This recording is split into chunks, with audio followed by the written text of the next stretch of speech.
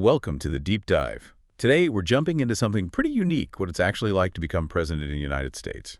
Yeah, not the policy stuff so much, but the human side. Exactly. We've got some great bits from a recent conversation, focusing on the funny, the weird, the surprising parts of stepping into that office. Our mission really is just to pull out those insights, those moments you don't usually hear about. Keep it light, nonpartisan. And hopefully pretty entertaining for you. Let's hope so. It's fascinating stuff. Okay, so first up, winning that moment and then walking into the White House. The feeling described was, well, very surreal. Which you'd expect, right. But then the comparison was kind of jarring. Totally jarring. Compared it to being shot. Yeah. Said lying there after being shot felt, well, real, grounded. But the presidency, not so much not at first. It's a heck of a contrast. It really is, like the visceral reality of, physical danger versus this almost dream state of immense power. It makes you wonder what prepares you for that. Yeah. Nothing, probably. It's just suddenly you're there. And then there's this mental picture. Driving down Pennsylvania Avenue for the first time as president, past your own hotel, the one you literally just finished building. Right. Same street, but like a totally different reality. Sirens, motorcade, the whole thing. Apparently there was this urge to wave at people. Yeah. But nope. Security risk, instant bubble wrap. That's it, isn't it? That immediate loss of just normal human stuff. A simple wave becomes a security briefing. But, okay, inside the White House, you might expect someone from luxury real estate to be critical, right? Maybe. But no, the description was actually surprisingly positive about the interior. It said it was beautiful, not all metal doors and stuff. Huh. Apparently, the hallways are like 25 feet wide. Yeah. The ceilings are really high. Wow. Maybe high ceilings help with the big thinking. Or just make you feel small. Who knew presidential hallways were a feature? It's funny, you focus on the history, the power, but yeah, it's also just a physical place you live and work in. Which brings us to the Lincoln bedroom. This is where the history really hits. Definitely. The bed itself, apparently it's huge because Lincoln was so tall. Right. And there was this kind of funny aside about Baron Trump also being tall. Like, finally, a presidential bed that fits. Huh. A practical consideration. But that room, it's heavy, isn't it? Oh, absolutely. You think about the Gettysburg Address maybe being worked on there? Yeah, that weight. And then the personal stuff, too. Lincoln losing his son Tad in that house. The grief, the melancholia. It's not just history. It's like intense human emotion soaked into the walls. Imagine trying to sleep there. Feels like hallowed ground, almost. Absolutely hallowed place was the term used. Nice. And then this analogy came up, a bit out of left field. Oh, yeah. Comparing Lincoln's struggle with Robert E. Lee to a UFC fighter having a mental block against one opponent. Okay, that's unexpected, but I kind of get it. Right. Like sometimes skill isn't enough. There's this psychological hurdle. It really highlights that leadership isn't just X's and O's, it's the mental game, too. The internal battles. So you've got this surreal feeling, the history, the weight, and then bang, reality hits. Like a ton of bricks, apparently. Yeah, this immediate sense of just survival mode before you're even sworn in. Plus, actually trying to govern. It sounds less like easing into the job and more like being thrown into the deep end. Baptism by fire hose, yeah. No time to adjust. Just crisis from day one, or even before day one. Okay, so you're in. Now you need people. And the sheer number of appointments. Mind-boggling, like 10,000 people. 10,000, that's a whole town. Imagine the HR department. It really puts the scale of the executive branch into perspective. You're hiring for, like, the biggest company on earth. And picture doing that when you're, as described, a New York guy who'd only been to D.C. maybe 17 times before becoming president. Wow. So not exactly deeply connected in the Washington scene. Right. Suddenly you have to figure out who's who in this whole political ecosystem. It's like being made CEO of a company in a foreign country where you don't speak the language fluently. You have to rely on recommendations. Which is, like you said, political Russian roulette. Pretty much. And apparently people are eager for these jobs, even if they pretend otherwise publicly. Yeah, that was an interesting point. Yeah. Behind the scenes, everyone wants in. But there's a danger there, right? Bringing in people from outside politics who haven't been through that Washington... meat grinder. Exactly. The vetting process, the scrutiny. They might look good on paper, but... Yeah, not prepared for the reality. Yeah. Which leads to this term, stiffs. Ah, yes, the stiffs. These experienced DC types who are masters of Basically not doing anything controversial. Survival expert. Right. The anecdote about trying to get a simple license from a congressman. Yeah, someone supposedly friendly, but no dice. Just Yeah. pure self-preservation. It's like political camouflage. Blend in, don't make waves, stay in office. Does that stifle actually getting things done, though? You have to wonder, if everyone's playing it safe, who's taking the risks, who's pushing for real change? Seems like this whole appointment process led to some regrets. Well, yeah. The quote was about making bad choices. The biggest mistake cited was picking the wrong people. Called them neocons, bad people, disloyal people, people giving bad advice. It's a broad category. It's a pretty candid admission, though. Shows how hard it is to judge character and competence under that kind of pressure. Hindsight is always clearer. And then some specifics, which always adds a bit of spice. Right. Kelly and Bolton? Kelly described as a bully, but also weak, which is an interesting combination. And Bolton called an idiot. Yeah, but also described as strategically useful because he was seen as such a hawk. So the idea was his reputation scared other countries. Apparently, like using his extreme image as a negotiating tool. It's unconventional. Definitely not Diplomacy 101. It's a high-risk, high-reward kind of approach, maybe. Or just chaotic. And the anecdote about Phil Ruffin, the Vegas guy? Oh, yeah, a warning about Bolton after he was already hired. Classic, thanks, I needed that yesterday moment. You can almost hear the sigh. It just shows how hard it is to get good, timely advice when everyone's got an angle. Okay, shifting gears a bit. Media coverage. Always a fun topic. There's this claim that CNN highlighting, quote, wild shit actually helped. Helped. How? By making things seem more authentic compared to, standard polished politicians. The logic was, like, at least he's not boring. Huh. That's a take. The reality TV theory of politics, maybe. Outrageousness as authenticity. That's a strange dynamic. And then the unexpected comedy in politics. Right, the Biden impression was mentioned. And the you'd be in jail line to Hillary Clinton during the debate. Yeah, those moments definitely broke the mold of typical political exchanges. Shock value, maybe. Whether you found it funny or horrifying, it was definitely different, more direct. It certainly got attention. Political stand-up, almost. But then, right after that, a reminder that it's a dangerous business. Yeah, mentions of assassination attempts that maybe don't get fully reported. It's a stark contrast, right? The absurdity of some political theater versus the very real danger. Absolutely. Easy to forget the security concerns underneath all the noise. Then there was a bit of self-awareness about a rambling speaking style.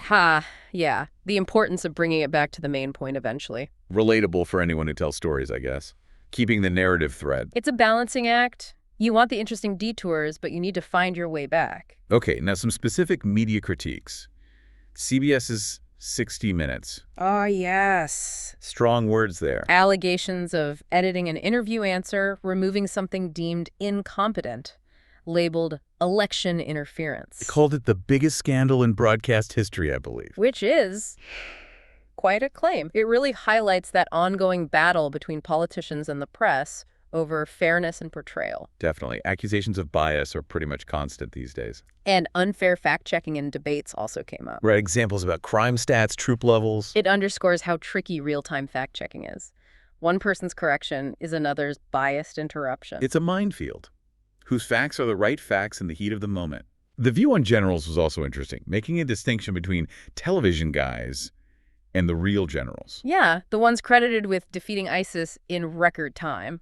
And the favorite general, historically speaking, for genius, Robert E. Lee. That's certainly a choice. Provocative, given the context. It shows a very specific view of military leadership. Then a quick history lesson about tariffs. Pressure from other countries. And that 1887 commission. Meeting because the government had too much money from tariffs. Imagine that today. Right. A surplus problem shows these trade debates are nothing new. History doesn't repeat, but it sure does rhyme, huh? Then the Elon Musk story. Pure gold. Watching the rocket landing. Yeah. And immediately calling him. Described him as a great guy from a different planet. Huh. And then Space Force gets mentioned right after. It feels very of the moment. Tech meets politics. It's a glimpse into how those worlds intersect, that fascination with big, bold ideas. Definitely. Space Force fits that mold. We also heard about classic government waste examples. Like the electric car chargers in the Midwest that nobody uses. Exactly. Taps right into that common frustration about taxpayer money maybe not being spent efficiently. Yeah, whether it's fully accurate or not, that perception of inefficiency is powerful. Okay, economics, tax cuts, and the deficit. Mm. The argument was, Lower rates brought money back initially, right? Cited Apple. yeah, incentivized repatriation, but then COVID hit. And the deficit ballooned because of all the business support, the stimulus. That's the narrative presented. It's one interpretation of complex economic events, policy, then pandemic. And there was that mention of polls looking good for re-election before China, before the pandemic really hit. Right, a what-if scenario. Yeah. Crediting the pre-pandemic economy to tax cuts and maybe even more regulation cuts. Businesses apparently valued the deregulation more. That was the claim. It paints a picture of momentum being stopped by an external shock. And speaking of the pandemic, the origins. Mentioned hearing early on it might have come from the Wuhan lab area. Yeah, contrasting with the initial theories about markets, still a very debated topic. It's highly sensitive, yeah. Reflects one particular line of thought on it. Then environmental regulations, drawing on experience as a builder. Right, the power of environmental impact studies to just stop projects cold. Sounds like a developer's nightmare, navigating all that. It highlights that constant tension, environment versus development, finding the balance. The view on clean air and water was interesting.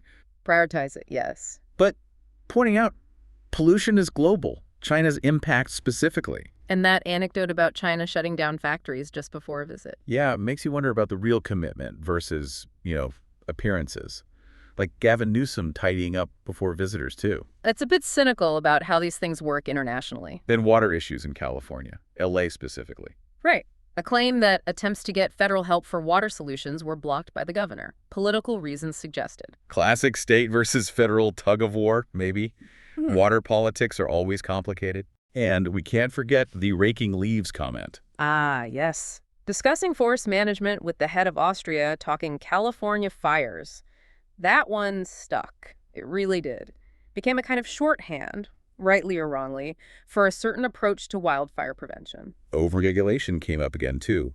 Border wall concrete specs is an example. And comparing U.S. nuclear plant building to France, saying France is way more efficient. It's a push for cutting red tape, streamlining big projects. A common theme, that argument for less bureaucracy. Then a fascinating personal note about an uncle at MIT, Dr. John Trump. Right, his views on nuclear power, including a pretty dark prediction. Yeah, about its potential for destruction, linking that to modern worries about proliferation. It adds this almost familial weight to the issue, a reminder of the stakes. And the assertion that nuclear warming, meaning nuclear conflict, is a bigger threat than global warming. That's definitely a different framing of global priorities, plus some critique of current negotiators. Shifting to leaders' age and cognitive ability. A hot topic lately.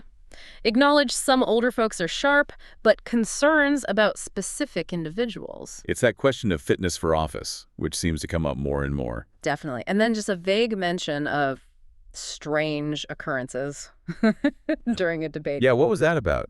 Left you hanging. Total cliffhanger. Fuel speculation, I guess. Higher voter turnout wasn't really explored much in this particular discussion, though. No, just noted it happened. It's a complex issue, why turnout changes. Okay, the 2020 election denial, it came up again.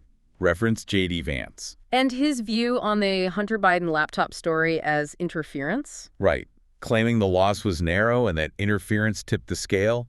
It's a persistent narrative. Very persistent and very heavily disputed, obviously. And the defense against the January 6th incitement charge. Emphasizing the call was for peaceful protest. Again, a very contested interpretation of those words and events. Then brief mentions of cognitive tests for leaders and some criticism of the vice president. The cognitive test idea keeps popping up, driven by those concerns about capability. Then foreign policy claims. Good relationships with Xi, other leaders, based on respect for strength. Yeah, and the assertion that Russia wouldn't have invaded Ukraine, China wouldn't be pressuring Taiwan if things were different. Citing personal talks, oil prices, Yeah. and criticizing the Afghanistan withdrawal. It's a very confident assessment of how personal diplomacy and perceived strength shape world events. Counterfactuals are always tricky, though. The anecdote about the kid at the rally explaining the Afghanistan withdrawal. Soldiers outlast. Memorable, if maybe a bit simplistic for such a complex operation. And that story about landing in a war zone at night? Pitch black. Super dramatic. Then the meeting about crushing ISIS quickly, contrasting it with the previous administration. It's designed to show decisiveness, a different leadership style. The darkness adds to the drama. For sure. Then mentions of rebuilding the military, nuclear capabilities. And again, nuclear weapons as the biggest threat. North Korea, Kim Jong-un. Right, the past relationship, the red button banter, humanizing a very dangerous situation, perhaps. Also, the idea of an enemy from within the U.S. That's a strong phrase. Points to internal division as a major threat. Border concerns were raised, too. Uncontrolled entry, criminals being released by other countries. The financial cost. Familiar arguments in the immigration debate, plus that sarcastic aside about Dana White's loyalty. Added a bit of random color there. Then a really unexpected potential alliance, Robert F. Kennedy Jr. Yeah. On health. Make America healthy again. Concerns about chemicals in food. It's surprising, right? Crossing party lines on a specific issue like food quality and safety. And referencing that chart showing U.S. health outcomes lagging despite high spending. Plus the statistic about young men being unfit for the military due to health, mostly obesity, paints a worrying national health picture. Acknowledged potential clashes with RFK Jr., though, like on oil and gas. Which is realistic. Alliances often have limits. And mentioned pressure not to work with RFK Jr.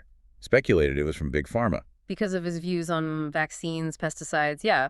Hints at those powerful background influences. On vaccines, acknowledged the historical wins, like polio. But then raised concerns about vaccine-derived polio in Gaza. So a nuanced take. Both benefit and potential rare risks. Critique to the drug ads on TV, too. Focus on managing symptoms, not root causes or metabolic health. Yeah, questioning the incentives in healthcare. Is it about true wellness or just selling pills? Regenerative agriculture came up. Its potential, but also the challenge of getting healthy food into cities' low-income areas. And suggested maybe redirecting some foreign aid money to fix domestic health issues. Provocative idea. Then personal health. Attributed mostly to genetics, but gave a nod to golf. And that funny bit about doing well on the treadmill despite hating it. We've all been there. Totally. Oh. And the golf accomplishments. Right. Playing with Bryson DeChambeau, though the timing relative to being shot seemed maybe a bit fuzzy.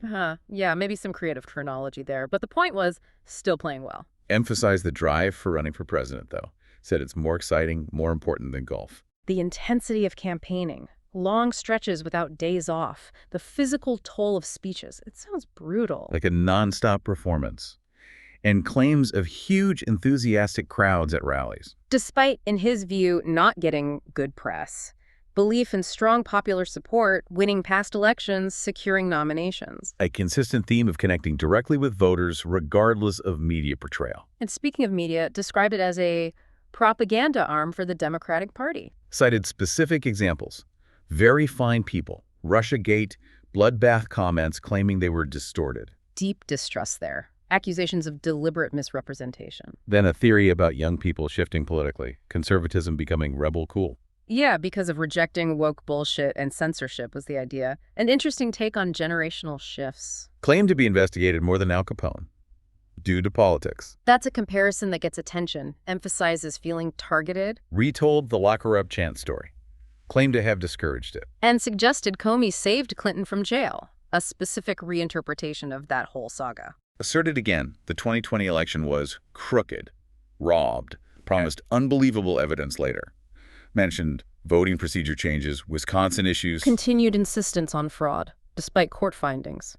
The promise of future evidence keeps the issue alive for supporters. Use that anecdote about Sundar Pichai and the McDonald's visit. To highlight perceived hypocrisy about past claims of working there. A very specific grievance. Accused opponents of misrepresenting stances on IVF, guns, standard campaign stuff, really. Yeah, they're lying about my record is a classic political move. Asked why anyone would want uncontrolled immigration.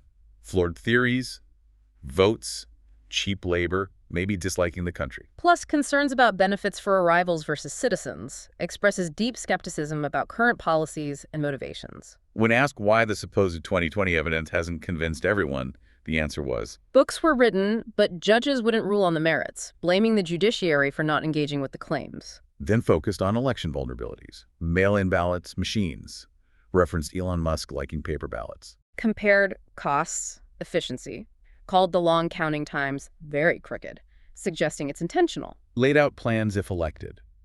Voter ID, proof of citizenship, maybe paper ballots, specific reforms. Common proposals from those focused on election integrity, aiming to tighten the system as they see it. Claimed Democrats oppose voter ID because they want to cheat. because their policies are unpopular. A partisan explanation for the policy disagreement. Mention Glenn Youngkin in Virginia, a judge's ruling on ballots, questioning appellate judges' honesty. Using a specific case to cast doubt on judicial impartiality in election matters? Then the JFK files. This was fascinating. Said they were partly opened, but held back the rest. At the request of good people, including Mike Pompeo. Why? Living individuals, national security. But promised a full release if reelected. Called it a cleansing.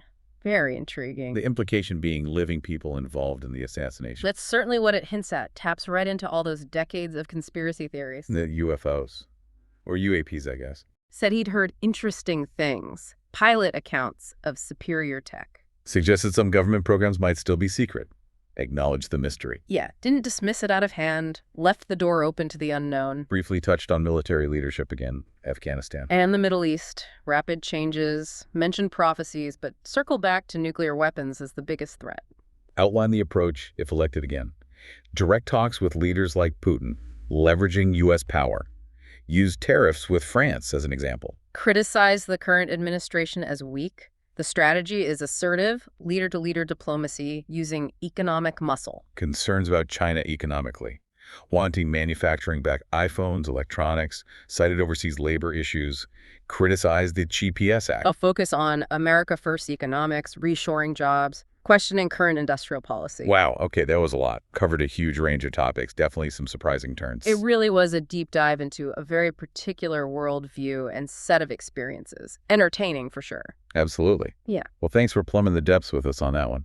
My pleasure. Always interesting to unpack these things. And a big thank you to you for listening. Yeah. We hope you found it as illuminating as we did.